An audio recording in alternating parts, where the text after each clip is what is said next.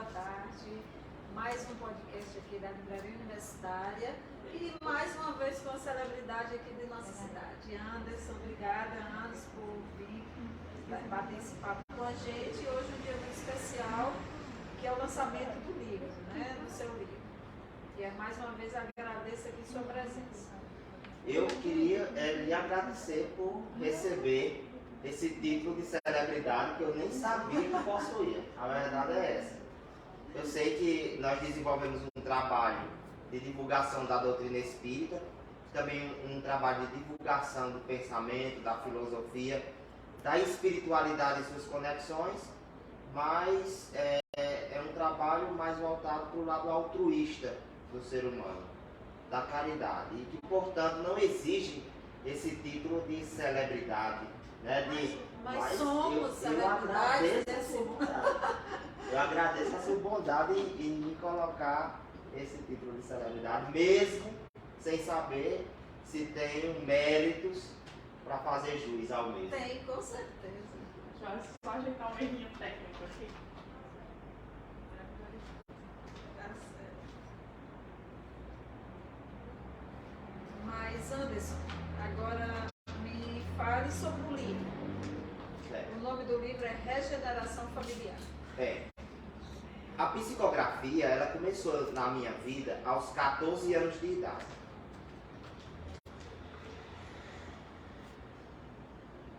Certíssimo. Tá certo. Coisa de quem faz trabalho ao vivo, viu? É assim. Então, a psicografia, ela começou na minha vida aos 14 anos de idade. E a psicografia, ela é caracterizada pela escrita influenciada, segundo o Espiritismo, por uma identidade externa ao médium, né? Por uma identidade externa àquele que está escrevendo. E aos 14 anos eu desenvolvi essa mediunidade, recebi muitas mensagens testes, que moldaram a minha mediunidade, que me amadureceram enquanto pessoa e também enquanto trabalhador da doutrina espírita. E há cerca de 2 anos atrás, ou até um pouco menos que isso, depois que eu encerrei o trabalho das cartas públicas aqui em Cajazeiras, eu fui informado de que deveria fazer um trabalho agora voltado para a publicação de livros. Certo? Um espírito chamado Pedro Gonçalves Norões, que em terra foi pai de Lúcia Siebra, né, portanto sogro de seu Murilo Siebra, que faleceu no Crato, um filantropo, um homem muito ligado ao desenvolvimento social, foi aquele designado para escrever através de mim as suas reflexões que resultariam na minha primeira obra mediúnica. Eu estou psicografando um segundo livro, depois nós podemos falar sobre ele, assim sem dar muito spoiler, mas esse primeiro livro, ele vem destas reflexões de Pedro Norões. E ele fala sobre a dinâmica familiar. Recebe o título de Regeneração Familiar. São 24 capítulos, 24 mensagens, estabelecendo conexões entre família e espiritualidade, pais, filhos, filhos e pais, os novos moldes da família, né, que não é mais aquela família tradicional, certo? As perspectivas de desenvolvimento familiar para o futuro, para um novo mundo que está sendo transformado. Ou seja, é um livro que aborda a problemática vivenciada na família hoje em dia, ou as problemáticas vivenciadas pelas famílias hoje em dia. Anderson, você disse que começou a psicografar com 14 anos. 14 anos. E você parou de psicografar aqui em Cajazeiras. Por quê? Se eu parei de psicografar... Assim, as cartas públicas. Certo. Porque, primeiro ponto, as cartas públicas serviram-me na condição de teste das minhas potencialidades, das minhas capacidades mediúnicas, o que não é um mérito próprio, vem da misericórdia divina, amadurecimento e educação dessas potencialidades. Então tinha um prazo de validade, tinha um prazo limite, elas não poderiam continuar a vida inteira, até porque eu tenho outros trabalhos a serem realizados, outros trabalhos a serem feitos. Havia a necessidade de começarmos a publicar livros psicografados, então nós deveríamos voltar as nossas energias para a escrita destas obras, para a captação destas obras. Também somou-se o fato da pandemia exigir de nós uma postura mais isolada, sem muitas aglomerações, e também o fato de que o médium, para realizar as cartas públicas, ele precisa desenvolver uma paciência, uma resignação muito grandes, já que as cartas públicas são objetos de crítica para aquele médium e até mesmo de perseguição. Todos os médiuns que desenvolveram trabalhos de cartas públicas, e aqui eu trago o modelo de Francisco Cândido Xavier, tiveram em algum momento de sua vida que enfrentar diversos percalços por esse trabalho. Eu acredito, Regina, que o trabalho das cartas públicas voltará algum dia. Tão logo eu dê vazão a esses livros, tão logo nós possamos publicar estas obras, os trabalhos das cartas públicas voltarão à nossa vida e andará lado a lado com os livros psicografados. Mas para isso é necessário uma maior disponibilidade da minha parte. Francisco Cândido Xavier só desempenhou esse trabalho de cartas mais ou menos com 60 anos. Eu estou com 34. E creio que não vai morrer agora. Pelo menos não é isso que eu desejo. Então, nós teremos algum tempo pela frente para realizarmos outro trabalho, inclusive o das cartas. Quando você realizava, a gente foi algumas vezes. Sim. Na esperança de eu receber uma carta. Eu ia, com certeza. Eu ia na esperança que minha mãe mandasse alguma coisa para mim. Aí eu ficava lá, olhando, fui várias semanas, eu e Vitória, Bonifácio, meu marido ia lá, nessa esperança, né? Eu digo, não, mas tudo tem sua hora, né? Tudo tem sua hora, seu momento. Tudo tem sua hora e tudo tem o seu propósito. Olhando a estrutura familiar que você tem e o seu trabalho e também as conquistas que você apresenta, pelo menos aos que lhe conhecem, dá para perceber que existem outras pessoas que naquele momento estavam mais necessitadas de conforto. Pessoas que possivelmente estavam à beira do suicídio, sabe? Pais que perderam precocemente os filhos através de acidentes trágicos, de assassinatos. Não é menosprezando de forma nenhuma a sua necessidade, a sua saudade, o seu desejo de receber a carta. Mas Deus sabe todas as coisas e certamente viu que naquele momento Regina estava na condição mais de ajudar a outras pessoas do que de ser ajudada. Tanto é que esse pensamento também se concretiza em relação a mim. Eu nunca recebi uma carta para mim mesmo. Nem através de minha própria psicografia e nem através da mediunidade de outra pessoa. Nunca fizeram uma assistência espiritual para mim. Nunca uma dúvida minha foi sanada.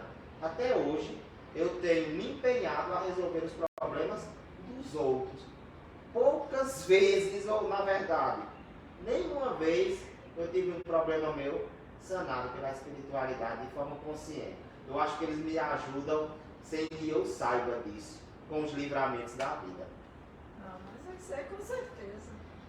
A gente passa tantos livramentos, outras coisas, e muitas vezes passa despercebido.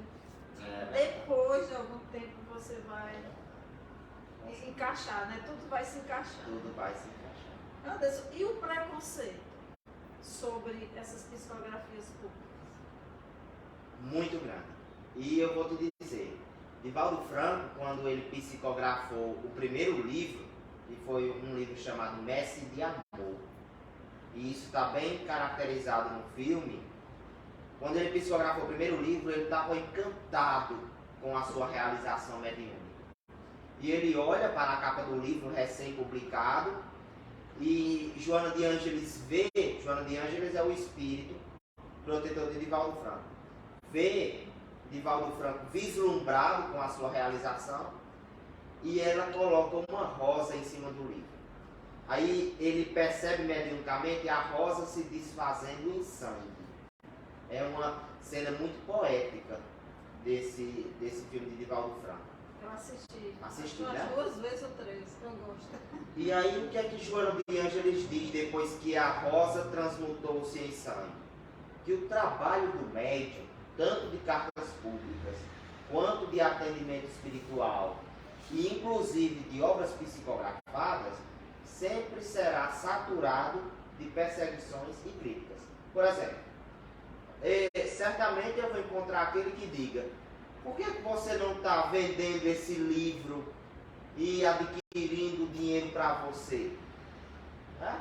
Isso aconteceu muito com Chico Xavier. O pai dele chegou para ele e disse assim: esse livro que você está vendendo é para quê? Para ajudar os pobres. Mas eu não conheço pessoas mais pobres do que nós aqui de casa, que somos pobres. Então por que esse livro não nos ajuda? Aí ele disse: não, papai, porque se eu for utilizar o dinheiro desse livro para mim mesmo ou para a nossa casa, os espíritos vão parar de escrever através de mim. Então críticas eu vou encontrar, isso é certo. Tanto de gente que dirá que as cartas não são espirituais, são produtos de minha própria ideia, do meu próprio pensamento. Encontrarei críticas também em relação ao livro. Pessoas dizendo que essas obras são frutos da minha própria imaginação e que os recursos provenientes da venda desses livros poderiam ser revertidos a meu favor. Mas isso o médium já espera, pelo menos o médium consciente. E o que significa caridade para o médium? Você me fez essa mesma pergunta há cerca de 1 ano atrás. Foi. Não foi? Foi. Minha memória ainda está boa. Tá. Caridade, acredito que seja se colocar no lugar do outro. Ser benevolente para com todos, sem exigir nada em troca. Você sabe que eu faço um trabalho pelo Instagram, elucidando diversas questões sobre espiritualidade. E muita gente chega até mim e diz assim: Anderson, eu faço bem, eu faço a caridade. As pessoas vêm até mim e eu dou, se eu puder, eu tiro a roupa do corpo e entrego a essa pessoa. Só que todas as vezes que eu faço isso, a pessoa torna-se ingrata comigo. Ela me esquece, ela me exclui, ela de repente, quando já não está mais necessitando, vira as costas para mim, e eu me frustro e fico agoniado ou agoniada e não sei o que fazer. Eu sofro muito em decorrência disso. Então você não faz a caridade. Porque a caridade, tal qual nós a entendemos, não espera nada em troca, nem mesmo a gratidão. Jesus, quando ele veio fazer a caridade aqui na terra, ele sabia de todas as etapas, inclusive da etapa de crucificação. Em nenhum momento nós vamos ver nos textos bíblicos um Jesus pedindo para ser reconhecido. Me reconheçam, sejam gratos a mim pelo bem que eu fiz à humanidade. Não. A caridade consiste em fazer sem exigir nada em troca. No momento em que você, por um laivo de pensamento, exige algo do outro, mesmo que seja reconhecimento ou gratidão, já não é caridade, é uma troca. É reciprocidade. Não entra no campo da caridade. Vamos voltar agora para o seu livro. Vamos. E esse livro que você já terminou de psicografar? Terminamos. O livro já passou pela edição final, pelas corrigendas, também já passou pelo diagramador, e ele agora está na editora Ideal, com a tiragem estabelecida, com os pedidos solicitados. Nós estamos aguardando tão somente a finalização das impressões. Então é um livro que já está pronto. E a venda dele está ocorrendo no prelo, e nós colocamos assim uma venda no prelo, para que nós pudéssemos saber com antecedência qual a tiragem que nós iríamos tirar na gráfica. Certo? Mas é um livro que já está concluído, inclusive com data de lançamento. Dia 30 de agosto, na sede do Grupo Espírito Sirineus do Caminho, às 20 horas. farei uma noite de autógrafos e também faremos uma entrevista dentro da programação da noite. Essa entrevista abordará os aspectos da mediunidade e chegaremos também no âmbito do livro. E estará comigo Rui Cantinzani, que é o meu mentor espiritual. Ele já me antecipou que durante os autógrafos ele estará comigo para receber as pessoas que lá chegarem. Como é esse contato? Estranhíssimo. Me deu curiosidade agora. Como é esse contato? É estranho. É estranho. Tipo assim, é visual? É só voz? De todas as formas. É estranho, sabe por quê? Porque quando eu era criança e adolescente, o que não faz muito tempo, né? Tudo era novo, tudo era fantástico. Eu diria que até aterrorizante. Tudo era aterrorizante para mim. Com o tempo, foi deixando de ser aterrorizante e ficou sendo apenas estranho. E eu digo estranho em que sentido? Porque alguém dirá, mas Anderson, você já não deu tempo de você se acostumar? E a resposta é não. É estranho porque chego em um ambiente familiar, na casa de alguém, chego no trabalho, eu trabalho no UTI. Chego no trabalho, lá na UTI, chego na faculdade em que eu dou aula e vejo os espíritos acompanhando as pessoas, às vezes acompanhando algum colega, algum aluno, algum paciente. Eu não posso me isentar disso, de dizer isso, porque as pessoas sabem publicamente. Eu vou conversar com um amigo na rua e de repente tem alguém que está o acompanhando, um familiar que já desencarnou. Então controlar, sabe, aquela visão de espanto, para que as pessoas não percebam e não me taxem de doido, né? Já pensou se todo espírito que eu me comunicar, eu fizer um ar diferente de espanto, de admiração, as pessoas vão dizer, você está se admirando com o vento, está certamente louco, não é? Então manter esse equilíbrio, esse discernimento, essa variação de humor, porque tem a variação de humor também, essa variação de ideias, e trabalhar tudo isso e não sair da linha, e não sair da regra, é estranho. O contato que você me perguntou é através dos 5 sentidos, inclusive do 6º. Sente na pele, conseguimos ver, conseguimos ouvir, conseguimos nos comunicar e conseguimos sentir também mentalmente. É através dos 5 sentidos e do sentido espiritual. Rui Cantinzani, ele não entra nos méritos da minha vida. Muita gente acha, quando eu falo de Rui Cantinzani estará comigo na noite de autógrafos, recebendo as pessoas, muita gente acha que ele está comigo para qualquer coisa. Tipo, vou comer um salgado ali no mercado. Rui Cantinzani estará lá dizendo qual salgado você deve comer, se tem algum salgado que vai lhe causar um enjoo, se tem algum tipo de conduta que você deva praticar para que isso ocorra ou para que você passe naquela prova. Não. Pelo contrário, eles se isentam dessas particularidades. Me parece que eles estão mais próximos de mim quando eu tenho possibilidade de ajudar outra pessoa. Porque através de mim, eles auxiliam. Então, o foco de tudo isso, inclusive ele está presente nesse momento, o foco de tudo isso que é uma certa alteração, né? Na tonalidade da voz. Eu já ia perguntar se ele estava aqui. Está sim. O foco de tudo isso deixa de ser Anderson.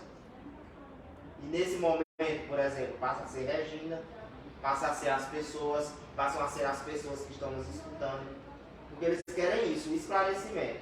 Então, nunca as particularidades de Anderson serão colocadas em pauta. É sempre as peculiaridades e as particularidades e as necessidades do outro. Agora eu vou fazer uma pergunta. É só ele que está aqui? É porque assim, essa pergunta fizeram Não, pode falar. Não, esse seu começo de fala eu já entendi que não é só ele, tem mais. Pode dizer. É assim, não é só ele que está aqui, tem outros, naturalmente. Só que fizeram essa mesma pergunta a Chico Xavier no Quinta-feira. Teve uma mulher no Pinga Fogo, quando o Chico Xavier, em 71, se colocou à disposição para uma entrevista que ficou conhecida como sendo a entrevista de maior adesão social na história do Brasil. E uma senhora da plateia, na hora das perguntas, fez a seguinte questionamento: eu vejo um espírito com essas características ao seu lado, Chico Xavier. O Senhor confirma que esse espírito está ao seu redor? E Chico Xavier disse assim, com muita tranquilidade: é possível que esteja. Mas nesse momento, para responder às perguntas que vocês estão fazendo e às demandas dos nossos entrevistadores, eu estou conseguindo me conectar tão somente a Emmanuel, que era o seu protetor espiritual. Então, na ocasião, ele estava vendo outros espíritos. Porém, a conexão principal era com Emmanuel, que tem outros espíritos, tem ao seu lado, ao lado delas, transeuntes que passam pela rua, com os quais nós conseguimos nos conectar, mas nesse momento a conexão principal é com o Rui Tavizar, porque é ele que gerencia aquilo que nós vamos dizer para melhor esclarecer as pessoas. E sobre isso, quando você fala que vê, né, que tem o seu mentor perto, você já teve muito preconceito? Pessoas já foram até, como dizia minha mãe, rude com você? Sem sombra de dúvida. Grosseria com você? Sem sombra de dúvida. Eu vou te contar aqui um caso que eu vi, fiquei muito triste, e que ocorreu comigo há cerca de mais ou menos um ano e meio atrás. Eu recebi numa reunião privada lá no Sirineus uma mensagem da freira cajazeirense, na verdade não, cajazeirense porque ela abraçou Cajazeiras, mas era uma freira que veio de fora. Uma freira muito amada aqui em Cajazeiras, chamada Irmã Fernanda, que tem assim uma relação muito estreita com a igreja São José, né? Lá próximo ao UFCG. E essa mensagem foi para o povo de Cajazeiras, para a cidade de Cajazeiras. E apesar de ter sido feita numa reunião privada, rapidamente ela ganhou as mídias sociais. Saiu no CZN Notícia, no Diário do Sertão, no Canal Noite, no Ângelo Lima. Choveu críticas a essa mensagem de Irmã Fernanda. Porque ela estava dizendo na mensagem que a cidade, as comunidades, iguais às pessoas, também têm a sua ambiência energética. E naquele momento, Cajazeiras estava com uma energia muito pesada. Era início de pandemia, que necessitávamos orar mais para mudarmos a energia da cidade. Inclusive, foi uma comunicação interreligiosa. Ela não exaltou o espiritismo em detrimento do catolicismo ou dos evangélicos, não. Ela exaltou a todas as religiões, a todas as formas de espiritualidade. Porém, choveram críticas de todas as formas. Isso é mentira. Esse menino é a representação do demônio. Isso que Irmã Fernanda vai passar comunicação através desse rapaz, certamente isso é o diabo fazendo se passar pela freira. Quem já viu mortos voltarem para comunicar algo? Por que não diz o número da Mega Sena? Sabe? Essas críticas, elas vieram assim aos borbotões. E eu acompanhei isso na página do Diário do Sertão, acompanhei as pessoas que entraram ao vivo para tecerem os seus comentários, mas, como eu falei, não existe muito o que se fazer. Ou abandona-se o trabalho, e não é do meu feitio fazer isso, eu não nasci com esse caráter, ou então suporta. Eu resolvi então suportar. Eu vejo, né, a Maçã do Caminho, né, que é um trabalho maravilhoso. O trabalho também que Chico Xavier fez, um trabalho muito, muito grande da caridade real, né, a caridade mesmo sem pedir nada em troca. Tem até um caso que eu acho que eu já comentei para você, que uma amiga minha visitou lá em Brasília, né, perto do novo centro dele na época. E ela foi com a família de tios dela Quando chegou lá, o tio queria dar algum dinheiro. Ele disse, não, dê o primeiro pedinte que você encontrar no seu caminho. Aí ela fez, ela disse, meu tio fez isso. Então, são esse tipo de coisa que a gente se orgulha, né? Pessoas como ele, pessoas como o Divaldo Franco, que tem aquele trabalho lindo, né? Isso. Eu tenho vontade de conhecer, porque quando você vê, independente de religião, um trabalho como esse, de ajuda ao próximo, a gente tem que se orgulhar que existem pessoas ainda nesse mundo assim, dar aquela força, não é? E propagar. Olha só, Regina, deixa eu te contar uma coisa, duas experiências.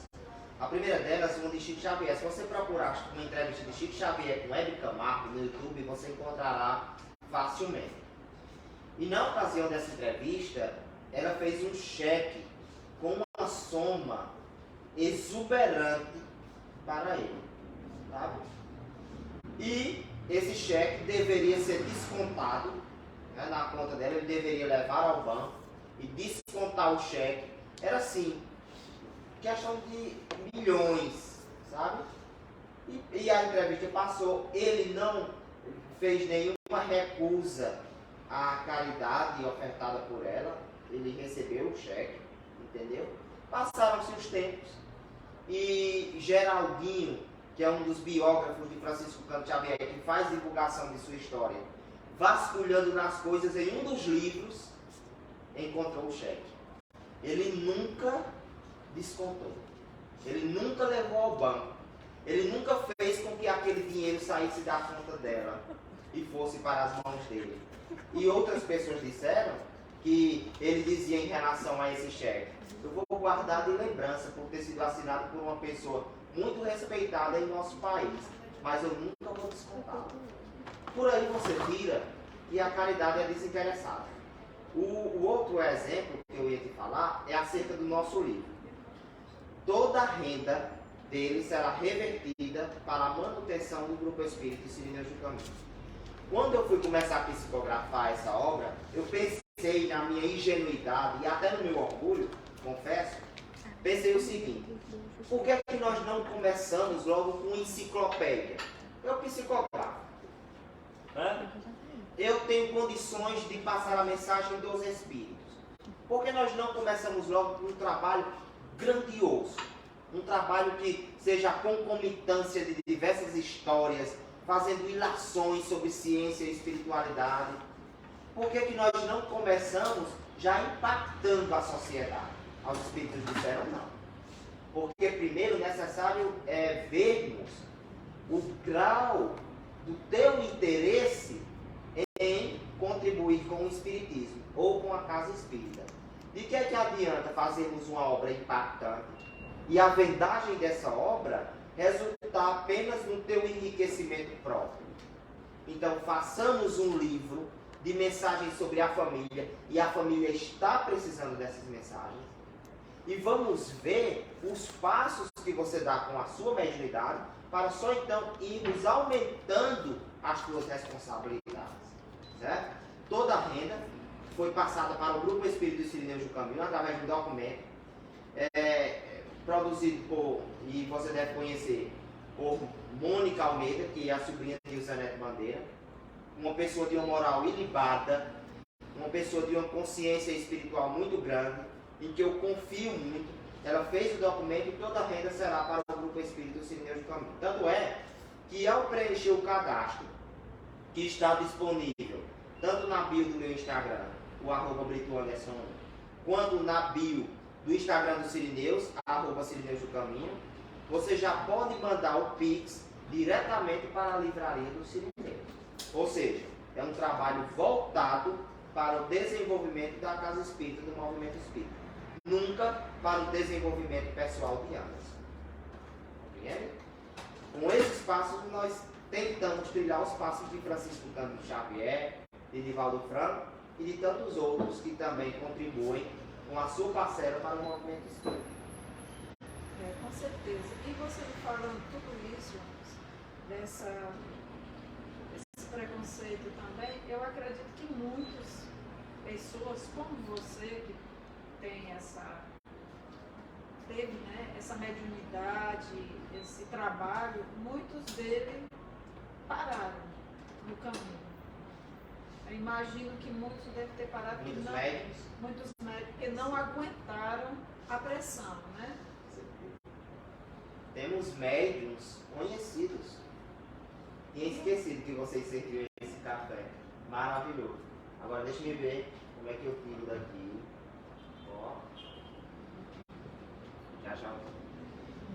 Com certeza, temos médiums assim com capacidades mediúnicas fenomenais e que foram nossos companheiros, que foram nossos amigos. E também sabemos de histórias no Brasil e no mundo de pessoas que tinham toda a possibilidade de ajudar, mas que não suportaram a pressão. Agora eu fico vendo que você tem livros ali da Igreja Católica, o que é muito bom. Tem livros aqui voltados para a teologia evangélica, o que também é muito bom. O que eu tenho percebido, Cristina, é que isso não é só um problema do tarefeiro espírita. Não é só. Quando eu vejo a trajetória de homens, por exemplo, o padre Fábio de Mello, eu vejo que as pressões que ele recebe são semelhantes às pressões que eu recebo e que outros médiuns do espiritismo recebem. Quando eu vejo pessoas, por exemplo, o pastor Cláudio Duarte, com seu jeito espontâneo de falar, com as suas brincadeiras, trazendo a mensagem de Jesus de uma forma tão leve, e as críticas que ele recebe, até mesmo de companheiros da própria religião, eu vejo que isso daí não é uma questão só do médium espírita, do trabalhador espírita. Eu diria, sem sombra de dúvida, que todo aquele que se propõe a fazer um trabalho que fuja da regra, certo? Todo aquele que tem que despontar um pouco mais as suas capacidades próprias e fazer um trabalho onde ocorra um certo destaque, será em algum momento perseguido. Então isso não é uma questão só do espiritismo, não. Eu espero que eu não desista, igual a outros colegas que desistiram. Espero também que esses nossos irmãos de outras religiões também não desistam, porque eles fazem a diferença no nicho em que vivem e na sociedade de forma geral. Com certeza. E eu espero também que vida longa para todos e principalmente Jesus veio aqui para mostrar a gente o significado do amor. É isso aí. Né? O amor. E o que é amor? Debruçaram-se os filósofos acerca do amor. Platão falava do amor eros, né? Tem até um filósofo da USP que gosta de falar sobre esses conceitos, que é Clóvis de Barros Filho. Platão trazia o amor eros, que é o amor pela falta. Eu só amo aquilo que me falta. A criança tem muito esse amor eros. Minha menina diz assim: papai, me dê uma boneca, a Baby Alive, eu acho que é esse o nome. Caríssima a boneca. Eu digo: minha filha, vamos comprar aquela boneca de plástico duro, que não pisca nem o olho, que o olho é desenhado. E minha filha bate no chão a boneca, derruba das mãos, e vai dar banho, escorrega dos braços, e a boneca não se machuca. Mas minha filha quer uma boneca que o olho é mecânico, que o cabelo é tão sintético e tão produzido que parece um cabelo normal, que suja com muita facilidade e caríssima. Não, papai, mas eu quero essa. Aí, nós, na condição de pais, fazemos o esforço, compramos a Baby Alive, que com o salário de servidor público é a mesma coisa que tirar metade do salário. Aí, a menina pega a boneca, uma semana depois, já não deseja mais. Escanteou a boneca. É o amor eros, o amor pela falta. Na hora que tem, deixa de amar. Platão. Né? O banquete de Platão. Aí vem Sócrates. Né? Sócrates também vem com a ideia de amor como sendo a manifestação das nossas inclinações, dos nossos desejos, do nosso querer. Nós amamos aquilo que fazemos e aquilo que nós concretizamos no mundo. E ele resume isso, o amor. Vem Nietzsche com o amor fati, que o amor fati seria o amor pelo presente, nem o passado, nem o futuro, apenas o presente, apenas o hoje e a minha vida, seja ela boa ou ruim. Aí vem Bauman, Zygmunt Bauman, com um amor líquido e nos fala de um amor que se liquefaz, com muita facilidade. Hoje é e amanhã não é. Mas eu diria o seguinte, fazendo a retórica para a sua resposta, para a sua pergunta. O amor é igual a Deus e Deus é igual ao amor. O amor tem os mesmos atributos da divindade. E quais são os atributos da divindade? O amor é onisciente, ele pode resolver e saber de todas as coisas. O amor é onipresente, ele pode se manifestar em todos os locais. E o amor é onipotente, ele tudo pode. Se Deus é amor e o amor é Deus, o amor tudo sabe, tudo resolve e tudo pode. É isso, na minha concepção. No seu livro, você vai falar sobre família. É. E hoje, como você falou, a família está muito mudada. Muito. O que, sem dar spoiler, gente? Não, eu vou depois falar do segundo livro que está sendo psicografado sem dar spoiler. E vou falar também dessa sua pergunta sem dar muito spoiler. Exatamente. Isso. E como é que é a psicografia desse livro sobre as famílias modernas de hoje em dia? Pois é. É um livro que é oportuno porque está faltando literatura nesse âmbito. Década de 60, 70, até um pouco antes, né? Antes do pós-guerra, nós tínhamos uma família de comercial de margarina. Era a família desejada, ideal. O pai, a mãe, os 2 filhos. Os filhos cresciam, os pais envelheciam, morriam e aqueles filhos davam origem a uma outra família. Hoje não é assim, Regina. Hoje nós temos na sociedade muitas mães que convergem para si o papel de pai e mãe, que trabalham e conquistaram o seu lugar social, o seu lugar de fala, o seu empreendimento, e tem filhos pequenos em casa, e às vezes tem um pai que no momento tornou-se ausente, e ela tem que desempenhar os 2 papéis. Né? Outra mudança que nós tivemos na família, nós temos casais hoje que adotam criança porque são casais homoafetivas, de orientação sexual homoafetivas. Então são 2 pais que criam um filho, 2 mães que criam um filho. E aqui eu não quero fazer nenhum julgamento de valor, porque cada pessoa deve ser observada pelo bem que se faz e por aquilo que é, e não pela sua orientação sexual, pelo seu credo, pela sua etnia. Nós temos famílias hoje com uma presença muito grande de crianças com o transtorno do espectro autista. Quantos diagnósticos nesse sentido nós não temos? Crianças com TOD, né? O transtorno opositor desafiador. Crianças com TDAH, transtorno dissociativo de atenção e hiperatividade. Ou seja, nós temos uma família que está sendo invadida por essas novas manifestações da intelectualidade que ainda não foram compreendidas de fato. Então são famílias que destoam completamente daquela regra do passado, do papai, da mamãe e dos 2 filhinhos que vão para o parque no domingo à tarde para fazer o piquenique. São famílias que estão em constante transformação. Quer dizer que seu livro fala um pouco Dessa dinâmica. dessa dinâmica. Isso. Também, orientando essa dinâmica. E a interferência da mídia nas famílias. Veja só, eu comprei um celular para minha mãe, e minha mãe, ela fica catando nas teclas do jeito que a galinha cata o milho no chão, né? Mas já a Laura, ela pega um celular e o celular só vai se desmanchar nos dedos ágeis dela. São as inovações tecnológicas. Tem o lado bom e também tem o lado negativo. A sexualização precoce das crianças, a interferência da mídia no pensamento infantil, as energias que essa mídia produz dentro de casa, são outros aspectos que o livro busca abordar. Interessante. Pois é. Muito interessante. Procurem esse livro, está na bio, né? Isso.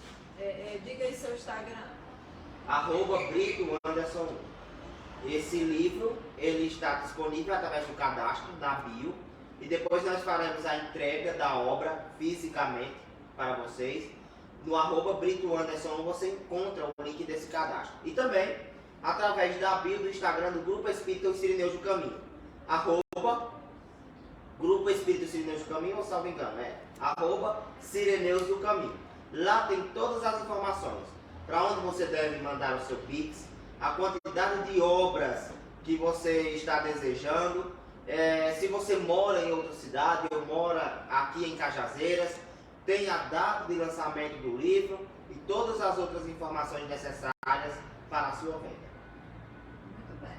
Pois vamos adquirir e, se Deus quiser, vamos estar lá presente no seu Eu lançamento. quero lhe contar. Quero muito. Olha, já se convidou, mas eu reforço o convite que você fez a si mesmo. Eu quero que você esteja presente. Eu sei da sua necessidade de receber um pouco de conforto dos familiares que partiram. Já lhe disse nessa entrevista e vou repetir, não tenho pretensões nenhuma de morrer agora. Acredito que vou ter uma vida muito longeva para trabalhar muito para Deus e para os espíritos bons. Eu sei que em algum momento eu vou poder contribuir mais do que com palavras para o seu bem-estar, para o seu equilíbrio. Eu sei que a nossa amizade ela vai se concretizar ainda mais e eu quero que você esteja presente para ter esse contato comigo, com Dona Lúcia, com o seu Murilo, com o Rui Cantinzani, no dia 30, no Sirineus do Caminho. Se Deus quiser, estaremos lá. E agora eu quero que você fale um pouquinho desse próximo que você ainda está fazendo, né? Ainda está psicografando. 9º capítulo. Terminamos o 9º capítulo. Já é um romance. É um livro que trará uma história complexa, porém sem perder a objetividade ou a clareza. E uma coisa que eu acho que você vai gostar, Regina, é o seguinte: o livro, a cadeira não vai perder muito. Vai. O livro, ele traz uma linguagem jovial. Sabe por quê?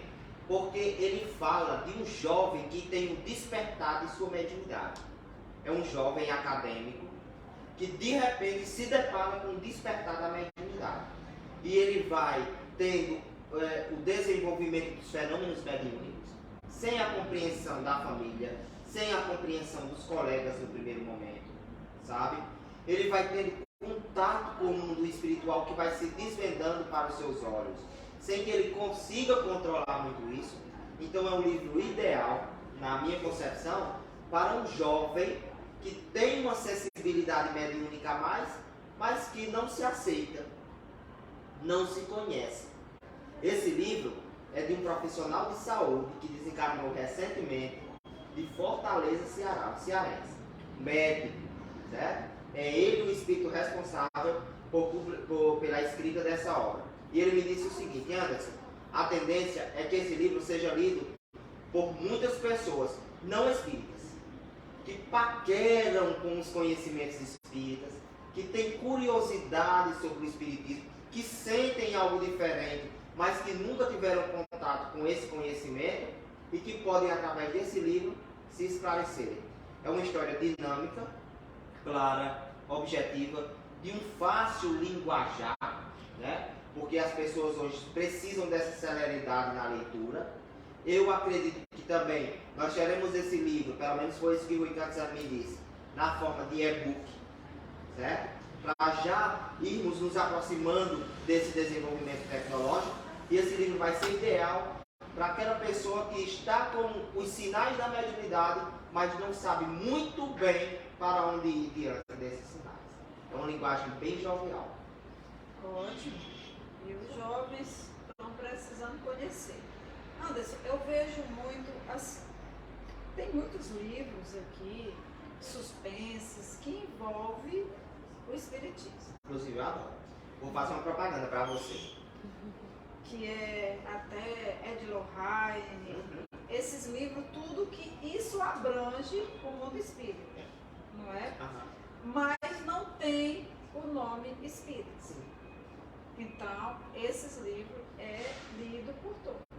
A partir do momento quando tem o nome espírita, muitos se retraem, não é? Muitos se retraem. Eu estava vendo aqui, essa propaganda que eu estava dizendo que queria fazer, a coleção ali de Stranger Things, né? Que é uma série muito conhecida na Netflix, mundialmente conhecida, premiada pela qualidade com que foi produzida. E aqui ela tem um livro, viu, gente? Todas as vezes que eu vi uma série ou um filme e depois fui comparar com o livro, eu percebi que o livro, ó, é muito mais rico. Porque é muito mais detalhes. Muito mais detalhes.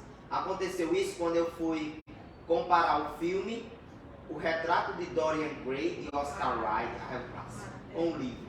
A gente tem o clube do livro, a gente leu, a gente fez uma discussão. Quando eu li O Retrato de Dorian Gray por Oscar Wilde, eu digo, meu Deus, que fantástico. Do mesmo jeito é a obra Stranger Things, que eu acho que vocês deveriam adquirir. É muito interessante para o jovem, para o adolescente, entra realmente no mundo da fantasia. Por que eu estou trazendo essa obra como exemplo? Porque você percebe que é uma obra que se assenta na década de 70, de 80, e que fala de uma criança com poderes psíquicos.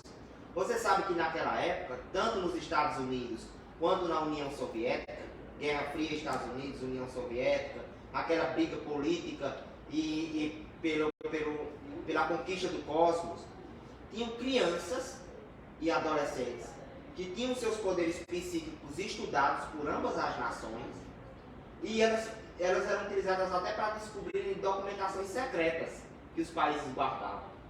Esses estudiosos, eles faziam com que essa criança estabelecesse uma conexão psíquica e descobrisse o produto interno de um documento que a outra nação guardava a sete chaves. Stranger Things se baseia nesse mesmo pensamento. São muitas as obras que têm conhecimentos espíritas, que têm conhecimentos do espiritismo, mas que não rotulam como sendo do movimento espírita. Os espíritos acreditam que os rótulos eles não são de grande importância. Mais importante é o conteúdo. Quer um livro mais espiritualista do que a própria Bíblia? Transfiguração do Tabor, fenômeno mediúnico. Jesus aparece para Maria Madalena, depois de morto, fenômeno mediúnico. Jesus faz a multiplicação dos pães e dos peixes, outro fenômeno mediúnico. Então não importa se está lá o nome espírita, não espírita, movimento espírita, o que importa é o conhecimento. Abrir cada vez mais a visão para esse conhecimento do mundo espiritual que é fundamental na nossa vida hoje em dia. E, como a gente já falou, que Jesus veio aqui pregar com o amor. Isso, exatamente. E o amor, ele recai em todas as áreas. Exatamente. Não importa se você é de uma religião ou de outra. O importante é o amor. Não é? Para mim, o importante é o amor, é o respeito, é o amor que você tem pelo próximo. É tipo assim, eu posso não acreditar, mas eu te respeito. Não é? Eu acho que isso é a importância que Jesus deixou para a gente aqui no mundo. Cada um teve seu livre-arbítrio para fazer o que quer, né? Seguir seu caminho. Mas amar e respeitar o próximo é uma das dádivas que ele... E nós temos que acabar de uma vez por todas com esse pensamento, com esse engodo de que só a minha religião salva. Só o meu templo salva. Não. O que me salva é o modo como eu estou tratando a outra pessoa. É isso. Quando Jesus falava na parábola do bom samaritano, que um homem que era samaritano descia e encontrou outro homem caído, ele quis dizer que os samaritanos naquela época não eram bem vistos. Eram rotulados pelas suas crenças, pela sua comunidade. Mesmo assim ele fez a caridade. Aí quem foi bom aos olhos de Deus? Aí todos ao redor. Quem foi bom? Foi o samaritano. Foi ele que fez o bem. Jesus queria dizer o seguinte: não importa se você nasceu na África, no Brasil, nos Estados Unidos, se você é evangélico, católico, da Umbanda, do Candomblé, se você é ateu, o importante mesmo é o modo como você trata o outro. É isso que te salva, não é a religião. Quem estiver pensando que vai para o Espiritismo para ser salvo, desista de ir. Desista de ir, porque não é esse o caminho. O que lhe salva de fato é aquilo que você faz, não é aquilo que você acha mentalmente, intelectualmente ou religiosamente, que está nos atavismos de suas crenças religiosas. Não, é aquilo que você faz com as outras pessoas. Com certeza. E Anderson, eu queria saber de você e do Espiritismo também. Por que temos tantos suicídios? É uma... Nesse mundo agora, né? Que a gente escuta. Que antes a gente não escutava tanto. O problema é bem mais grave do que se pensa. Eu não vou aqui citar nomes, para não haver nenhuma identificação, mas você percebe que tem cidades cujo índice de suicídio é bem maior do que outras cidades. Aqui na nossa região, nós vamos ver algumas cidades cujo índice de suicídio está altíssimo. Então, eu poderia te dizer, falando por mim, e eu não me acho apto para falar em nome do Espiritismo, o Espiritismo é muito maior do que eu, mas eu queria dizer por mim que nós temos essas notícias frequentes de suicídio, primeiro porque as mídias sociais estão, numa linguagem mais jovial, bombando, né? Os WhatsApps correm soltos quando uma tragédia acontece, inclusive com fotos, vídeos e áudios, né? Fulano se matou, está aqui a foto, está aqui o vídeo, está aqui o áudio explicando como foi que o suicídio ocorreu. Mas existe também um outro fator que nós precisamos focar nele, que é o distanciamento das pessoas em relação aos valores morais. Pessoas que se afastam de seus valores morais e da resignação, do altruísmo, da capacidade de resistir às frustrações, elas tornam-se frágeis diante da vida. Então, antigamente, nós éramos criados de uma maneira com o desenvolvimento de certos valores, que quando as eventualidades, os problemas da vida começavam a ocorrer, nós não pensávamos no divórcio, nós pensávamos no enfrentamento do problema. Ninguém abandonava ninguém, enfrentávamos juntos aquele problema. Nós tínhamos pessoas que passavam pelos maiores conflitos existenciais, mas entendiam que morrer pelo suicídio não era a solução. Pelo contrário, era algo desagradável diante das leis cósmicas. Mas hoje não. Os valores morais não desenvolvidos fazem com que as pessoas desistam facilmente das coisas. Do casamento, por exemplo. Na primeira crise, separação. Né? E da vida. Na primeira crise, suicídio. É uma fuga psicológica. E existem outras fugas também. Bebida, as drogas ilícitas, o sexo, a vida através do vício em adrenalina. Existem outras fugas. Das fugas, a mais grave é o suicídio. Então nós estamos tendo um aumento dos casos por um distanciamento das pessoas em relação aos valores morais da existência. Será que nessa sua seleção de livros vai existir um falando sobre isso? Sem sombra de dúvida. Porque me disseram o seguinte, que nos primeiros 5 anos será um livro por ano. Veja só, foi que me disse semana passada. Nos primeiros 5 anos, até os 39 anos, né, eu estou com 34, teremos 5 obras, um livro por ano. Depois disso, passaremos para 2 a 4 livros por ano.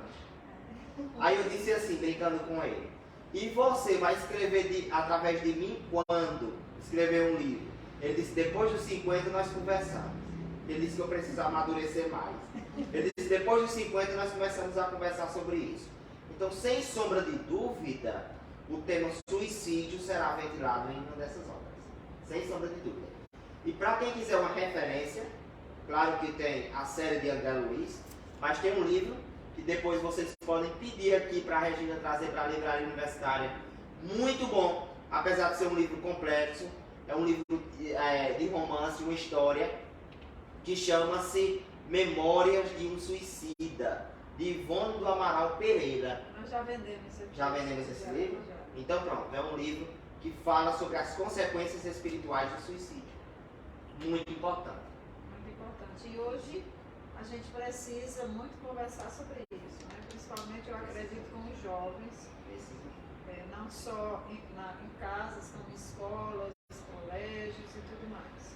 Exatamente. Inclusive na cidade em que eu trabalho no estado do Rio Grande do Norte, trabalho também em Bom Jesus, e aqui em Cajazeiras trabalho também na FASP, na Faculdade de São Francisco.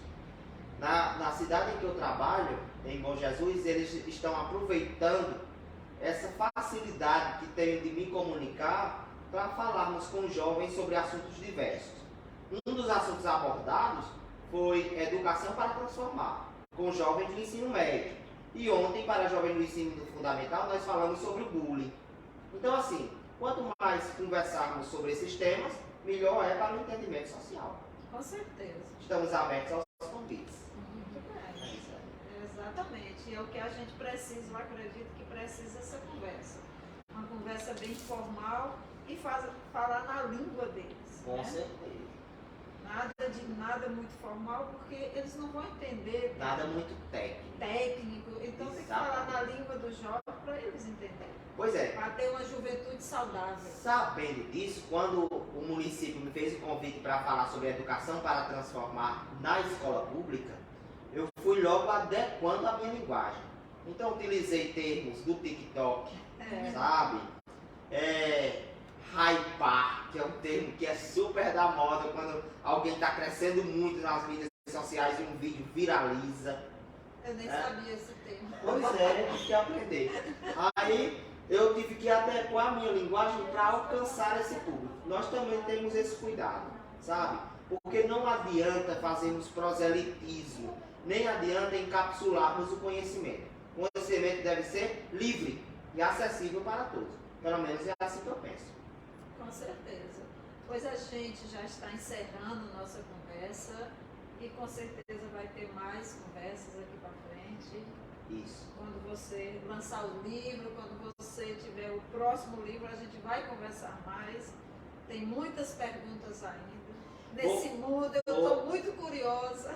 Você, por ser uma pessoa que me deu uma das minhas primeiras oportunidades de falar para o público geral, eu vou lhe dizer uma coisa aqui que eu falei também para a diretora da escola Cecília Meirelles, lá do Alto. Independente do que eu esteja fazendo ou de onde eu esteja, eu nunca vou declinar de um convite da livraria universitária nem da escola Cecília Estolano Meirelles. Sabe por quê? Porque foram instituições, foram estabelecimentos, foram pessoas que viram a minha necessidade de alargamento do público e que me deram essa oportunidade. Por isso que eu tenho esse carinho com você. Lhe convido para ir no dia 30. Se você faltar no outro dia, eu vou lhe perguntar por que você não foi. Tá bom? Não aceite. Não aceite. Só se for com atestado médico. Que não vai acontecer. Tá bom? Que não vai acontecer. Estaremos lá. E todas as vezes que vocês me convidarem, eu terei a maior alegria de vir aqui. Pois muito bem, agradeço de coração. Você mora aqui no nosso coração, com certeza. Como eu digo sempre, a livraria universitária e nós que fazemos, não fazemos cliente, fazemos amigos. Exatamente. E é um espaço de todos, viu? Não pense que é um espaço apenas para determinados grupos sociais, não. Aqui é um espaço para você realmente ver, descobrir aquilo que faz mais parte da sua vida e de repente adquirir um livro que vai transformar a sua história. É um espaço social. Com certeza. E convido a vocês para visitar aqui a livraria. E eu para estar em dia 30 no Cirineu Jucamim. Pois tá, Jorge. Tchau, tchau. Até a próxima. Pois bem.